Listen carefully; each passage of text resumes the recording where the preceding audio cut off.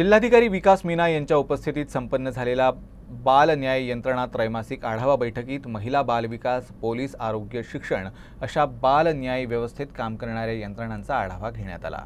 यवतमाळ जिल्ह्यातील नवे निरीक्षण गृह व बालगृह आता बालकांसाठी अधिक उपयुक्त ठरणार आहे। न्यायमूर्ती NV नावकर यांच्या अध्यक्षतेखाली झालेल्या बाल न्याय यंत्रणेच्या आढावा बैठकीनंतर जिल्हाधिकारी विकास मीना यांनी इमारतीची पाहणी केली।